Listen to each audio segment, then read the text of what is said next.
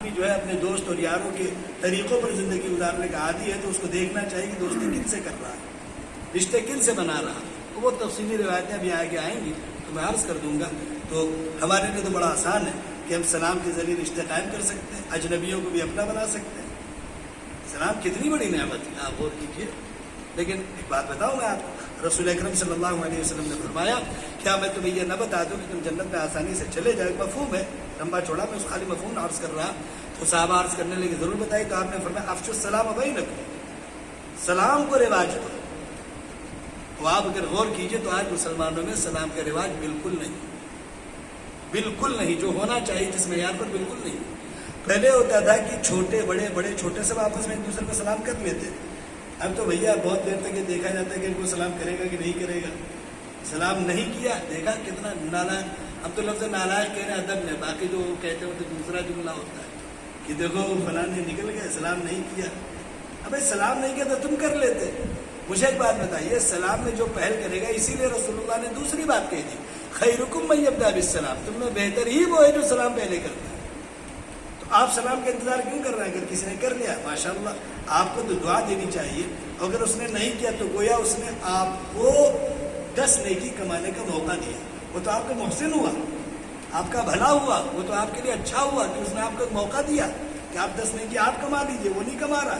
بھائی آپ بتائیے وہ آپ کے لیے اچھا ہوا کہ نہیں ہوا؟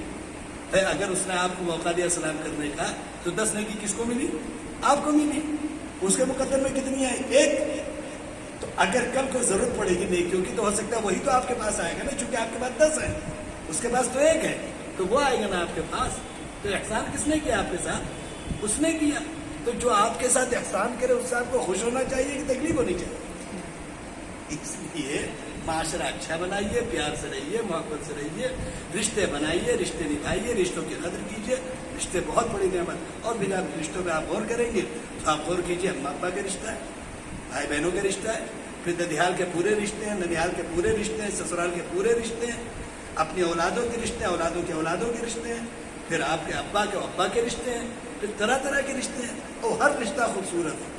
آپ کوئی رشتہ اٹھا کے دیکھو، سب رشتے خوبصورت ہیں۔ بھائی دادا دادی کا رشتہ کتنا خوبصورت ہے، نانا نانی کا رشتہ کتنا خوبصورت ہے، بیوی بچوں کا رشتہ کتنا خوبصورت ہے، اور ہر رشتے کے الگ الگ حق ہیں۔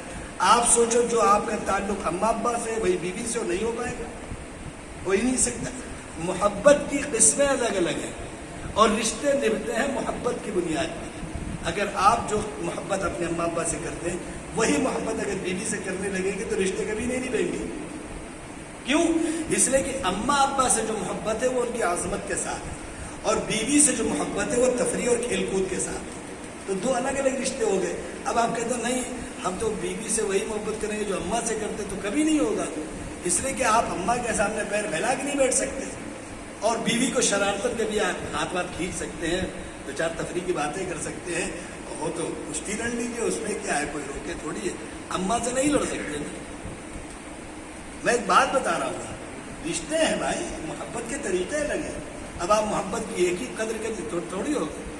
تو اس لیے میں نے 3 باتیں اس وقت کہی ہیں رشتوں کو نبھانے کے لیے۔ ایک بنیادی بات ہے سلام میں بیان کریے، دوسری بات یہ ہے کہ رشتوں میں جو محبت ہے اس معیار کو سمجھیے، اسی طرح سے محبتیں کریے جو رشتوں کی محبت ہے، اور تیسری بات یہ ہے کہ اپنے دل کو ہر ایک کے لیے صاف رکھیے۔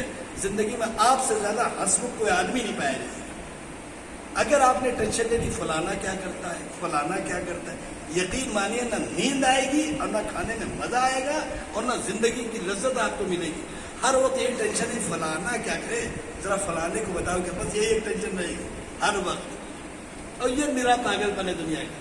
مجھے ایسے لوگ جو دکھے یا ملے یا لوگوں نے بتایا تو مجھے تعجب ہوا کہ اس آدمی کے پاس وقت کتنا ہے۔ یہاں تو لوگوں کے پاس بیچاروں کے پاس کھانے پینے کا وقت نہیں ہے، اس آدمی کو اتنی ٹینشن ہے فلاں کیا کر رہا، فلاں کیا کر رہا ہے۔ 3-4 لوگ پائے جاتے ہیں ہمارے علاقے میں بھی، 3-4 پائے جاتے ہیں جن کو بڑی ٹینشن رہتی ہے۔ اب اللہ ان کو اچھے ہی رکھے، اور کیا کر سکتے ہیں بھائی، ان کو سمجھ دے دے۔ ان کے ٹینشن لینے سے کسی کو ٹینشن تو نہیں ہو جائے گی۔ میں ہم کو بڑی ٹینشن ہے کہ آپ کی دکان بہت چل رہی ہے، اس کا بند ہو جائے گی، ارے نہیں ہوگی، کیا 9 بجے کی بات ہے، تم نے گاڑی لے لی، ارے کہاں سے گاڑی لے لی، کیسے لے لی معلوم کرو، بڑی ٹینشن ہے۔ یہ کیا ٹینشن ہے، کیا پاگل، بالکل ایسے پاگل انسان میں جب دیکھتا ہوں تو مجھے ان کو دیکھ کے صرف ترس آتا ہے. یقین مانے میری زبان سے ان کے لیے گالی بھی نہیں نکلتی. میں ان کے دیکھ کے ترس آتا ہے کہ یار بیچارے مجھے پریشان ہے, کسی نے پریشان کیا بھی نہیں تو پریشان. جیسے ایک آدمی کسی کو پریشان کرے, وہ پریشان ہے تو اچھا میں سمجھ میں آتا ہے کہ بھائی آپ پریشان نہ کریں. ایک آدمی خود ہی سے پریشان ہے تو یہ ہنسی آتی ہے کہ پہلا کتنا بیوقوف آدمی ہے آخر خود سے پریشان ہے. اچھا آپ بتائیے یہ بیوقوف آدمی ہے کہ نہیں ہے؟ کسی کے سامنے باقاعدہ طور سے دوا رکھی ہو, زہر رکھا ہو, کیا کھائے گا؟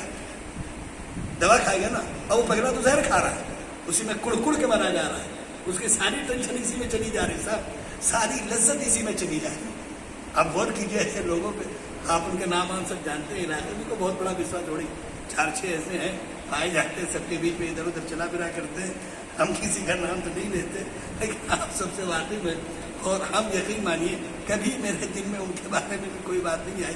کتنا بھی ہنگامہ کریں تو مجھے ہنسی آتی ہے, کیونکہ ایک بات میں آپ کو بتا دوں, رسول اللہ نے کیا فرمایا صلی اللہ علیہ وسلم فرماتے ہیں کہ اللہ فرماتے ہیں کہ اگر تم کسی کو نفع پہنچانا چاہو اور میں نہ چاہوں تو تمہارے بس کا نہیں, اور اگر میں کسی کو نقصان پہنچانا چاہوں تم نہ چاہو تو تمہارے بس کا نہیں روک لینا, میں کر کے رہوں گا. تو بس بات